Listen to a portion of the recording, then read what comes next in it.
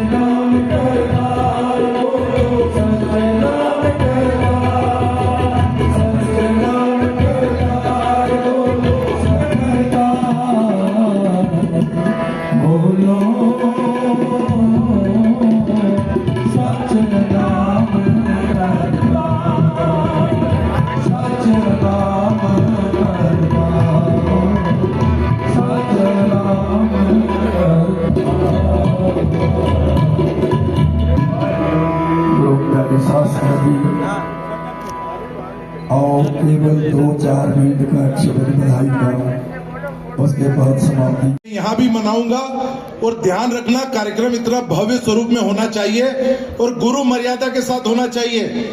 श्री गुरु ग्रंथ साहिब का प्रकाश भी होना चाहिए, गुरु का लंगर भी होना चाहिए और गुरु का लंगर नीचे बिठा के पंगत में परंपरा अनुसार होना चाहिए और कोई भी व्यवस्था में किसी प्रकार की कमी नहीं रहे, इसका विशेष ध्यान रखना। क्योंकि मेरे निवास पे संगत को मैं आमंत्रित कर रहा हूँ और प्रदेश भर की संगत को इसमें बुलाओ। उनके आग्रह पर हमने तैयारियां प्रारंभ करी और उसके बाद पूरे प्रदेश से आज हमारे इंदौर के अध्यक्ष हरपाल सिंह जी भाटिया, हमारे त्रिलोचन वासु जी, डॉक्टर माखीजा जी कि भाई साहब आपको इसको टेक्स्ट बुक्स में भी जोड़ना चाहिए और प्रत्येक स्कूल और कॉलेज के अंदर इसको जोड़कर दिखाना चाहिए ताकि जो हमारी पीढ़ी है जो कहीं ना कहीं विदेशी भावना से प्रभावित रही पिछली सरकारों के कारण, उसको असली महान शहादत का अनुभव हो, उसको पता चले जो नव युवा हैं, जो बच्चे हैं, कि किस प्रकार की पीड़ा से, किस बलिदान के साथ, किस शहादत के साथ हमारा पंथ चल रहा है। माननीय मुख्यमंत्री जी ने 1 घंटा नहीं लगाया, उसका ऑर्डर भी निकला और प्रत्येक सरकारी स्कूल में, प्रत्येक कॉलेजेस में उसको दिखाया गया। हमने चौराहों पर, स्कूल्स के बाहर, कॉलेजेस के बाहर उसका प्रदर्शन देखा है। तो उसके लिए भी मैं माननीय मुख्यमंत्री जी का गुरु शुक्र गुरु प्यार च भेजा फतेह दी सांझ करनी जी। वाहिगुरु जी का खालसा वाहिगुरु जी की फतेह। भाषा मैंने हिंदी रखनी है। मैं आज विषय रखने के लिए आपके बीच में उपस्थित हूं और इस महान समागम में जो कि गुरु नानक देव जी महाराज के 555वें प्रकाश पर्व को समर्पित समागम मुख्यमंत्री आवास मध्य प्रदेश शासन की तरफ से आयोजित किया गया है। सबसे पहले तो नमन करता हूं श्री गुरु नानक देव जी महाराज के चरणों में। खाक नूर करदम आलम दुनियाएं, आसमां ज़मीन दरख्त आप पैदाइश खुदा है। खाक में अपना, मिट्टी में अपना नूर मिला के उस परमात्मा ने इस सारे संसार की सिर्जना कर दी। आसमां हो, जमीन हो, दरख्त हो या पानी हो, सब कुछ उसका सिरजा हुआ है। वाहे गुरु दा खालसा आज 555वें प्रकाश पर्व के इस अवसर पर हमारे बीच जिनके आमंत्रण पर हम सब लोग आज मुख्यमंत्री निवास में पधारे हैं, ऐसे हमारे लोकप्रिय और यशस्वी मुख्यमंत्री डॉक्टर मोहन यादव जी आज इस अवसर पर हमारे बीच उपस्थित, हमारे अध्यक्ष आदरणीय सुरेंद्र सिंह जी, आदरणीय नरेंद्र सलूजा जी, हमारे पूर्व मंत्री विधायक हरदीप डंग जी, हरेंद्रजीत बब्बू जी, राजेंद्र सलूजा जी, जसपाल अरोरा जी, मोनू भाटिया जी, इंद्रजीत कनूजा जी, हमें लगातार मुझे दर्शन कराने के लिए, चाहे कोई भी अवसर हो, जब गुरुद्वारे ले जाने का काम जो भोपाल के अंदर हमेशा करते हैं, ऐसे हमारे हरदीप सिंह लप्पू भाई यहाँ पर उपस्थित हैं, हमारी बहन नेहा बग्गा जी और सभी सिख समाज के आज यहाँ पर उपस्थित। पर्व का आज का हमारा ये कार्यक्रम और वेद भाव से शब्द ही ब्रह्म है और शब्द ब्रह्म में हमारे बीच गुरु परंपरा की अद्भुत छटा, ऐसा लग रहा है कि हम कोई स्वर्ग लोक में बैठे, इतना आनंद आ रहा है, इतना ये हमारे गुरु नानक जी के आने से प्रकाश पर्व का प्रकाश फैल रहा है। यद्यपि 15 तारीख को था, लेकिन मैंने निवेदन किया कि आज हमारे लिए ये मौका मिल जाए, तो मैं महाराष्ट्र से भागते हुए अपने इस कार्यक्रम के लिए आया और ऐसा लगा कि वाकई में मुझे और जल्दी आना चाहिए था। मैं थोड़ी क्षमा चाहता हूँ आप सबसे, आप सबकी कृपा रहेगी, गुरु महाराज कृपा करेंगे। मैं इस कार्यक्रम में हमारे बीच सूत्रधार तो क्या कहूँ, लेकिन बड़े भाई के नाते से वो सदैव ऐसे अच्छे कार्यक्रमों में मुझे जोड़ते भी हैं और मार्गदर्शन भी करते हैं। जत्थेदार सरदार सुरेंद्र सिंह अरोरा जी, वाह भाई साहब की क्या आवाज है। हरेंद्र बब्बू जी जबलपुर से हमारे बीच पधारे, श्रीमती मालती राय जी महापौर, श्रीमान सुमित पचौरी जी जिला अध्यक्ष भाजपा, श्रीमान नरेंद्र तनुजा जी, और इस अवसर पर जसपाल अरोड़ा जी, माननीय मोनू भाटिया जी अध्यक्ष गुरु सिंह सभा इंदौर, हमारे इंद्रजीत खनूजा जी,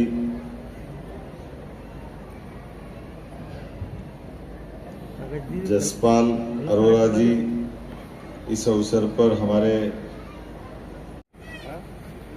हमारे लिए तो वाकई ये जो 555वां वर्ष हम गिन रहे हैं, सच्चे अर्थों में ये हमारी इस देश की सबसे कठिन परीक्षा भी है और परमात्मा में आशीर्वाद के बाद जीते जी मनुष्यता के नाते से जो गुरुजी ने मार्गदर्शन दिखाया है, बहुत कठिन विपरीत परिस्थिति में भी जिस प्रकार से उन्हें संगत और पंगत की बात कही है, जो कहा है शब्द सह वो उनके शब्दों को यथार्थ में उतारना हम तो अभी बोल ही सकते हैं, लेकिन वैसी उस कठिन परिस्थिति में जब एक मार्ग उन्होंने तय किया कि हमको अगर परमात्मा को मानना है तो हम परमात्मा के इन बंदों में अंतर नहीं कर सकते, इनके बीच में ये आडंबर भी नहीं चाहिए, ये जितने भी हम अलग अलग प्रकार की व्यवस्था बना देते हैं ये परमात्मा के पास पहुंचने में हमारे बाधा बनते हैं, ये रुकाव करते हैं, अड़ाव फसाव होता है। और इस देश के लिए हमारे लिए सब समान है, ये जो सरल सूत्र है यही तो वेद वाक्य है, यही चारों वेद का निचोड़ है, इसके बाहर कुछ नहीं है। उस निराकार परम पिता परमेश्वर के प्रति आस्था और आस्था पे सच्चा विश्वास, और एक नहीं दो नहीं, कैसी परंपरा है, उस परंपरा ने हमारी सनातन संस्कृति को बचाया। मैं उनको प्रणाम करता हूँ, सभी गुरुओं को, 10 गुरु ने जिनके जीवन जीते जी। मैं आज इस अवसर पर किस किस का नाम लूं, और जैसे तो बात करो तो रोंगटे खड़े हो जाते हैं, रोम रोम से हमारे में से आवाज आती है इस देश की, देशभक्ति की। कोई कैसे कल्पना कर सकता है कि इस देश के अंदर हमारे इस बलिदान को भूल जाए, इसका कोई मजाक बनाए? संभव नहीं। ये वाकई इतिहास की बहुत बड़ी गलती थी।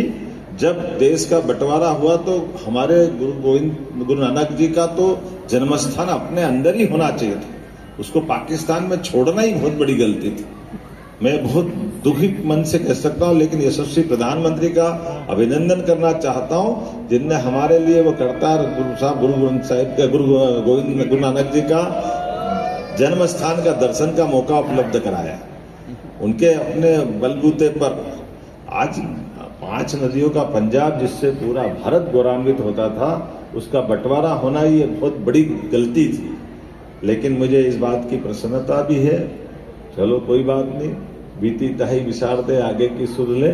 आज बदलते दौर में वापस ये युग आया है जब हम अपने को लगता बाल दिवस किस दिन मनना चाहिए। अरे बाल दिवस का 4 अपने पुत्रों को इस देश के ऊपर निवार, जो एक तरह से अपने धर्म के लिए, अपनी इस संस्कृति के लिए वार दे, पहले पिताजी से सीखते। गुरु गोविंद सिंह जी का कमाल, बाप रे क्या उदाहरण है उनका। अपने पिताश्री कोई बचपा भी, लेकिन उनके मुंह से परमात्मा नहीं निकलवाया होगा कि इस देश के लिए अगर बलिदान होना चाहिए तो कोई बेटा अपने पिता से कह सकता है? ये कोई मामूली बात नहीं। और जो उनने उस समय बचपन में कहा वो अपनी जीवन भर संघर्ष में भी सिद्ध किया है, और उसी आधार पर ये अपने पवित्र गुरु ग्रंथ साहब की रचना हुई। उनके बाद इस परंपरा के बाल पे और कोई हो तो डर जाए, बात बंद कर दे, विषय खत्म कर दे, लेकिन सच्चे अर्थ में जो उनकी परमात्मा की ज्योति उनके अंदर जल रही थी, उस ज्योति के मार्ग पे चलते हुए उनने जो मार्ग प्रशस्त किया, और कौन से गुरु साहब ने अपने लिए ये इस टाइप का अवसर नहीं दिया।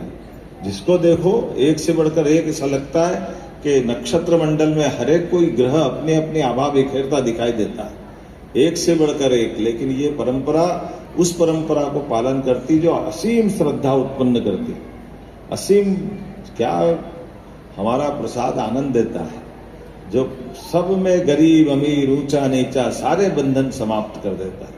कोई छाती पे बांध के नहीं ले जाएगा, कोई बड़ी पोस्ट छोटी पोस्ट ऊपर नीचे सब बराबर। ये जो हमारी परंपरा, इस परंपरा को बनाए रखने के लिए इससे पवित्र मार्ग कोई नहीं हो सकता।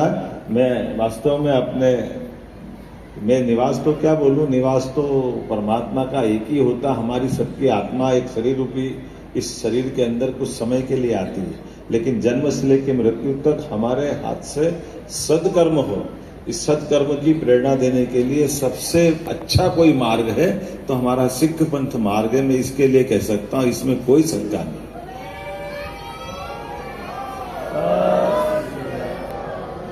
जिसकी भावना, जिसका आचरण, जिसका व्यवहार, जिसकी अपनी पद्धति, और ये हमने तो सबको समेटा है। यद्यपि चोट भी वहीं से खाई, सबसे ज्यादा हमने अपनी जो हो सकता है वो सब कुछ देने का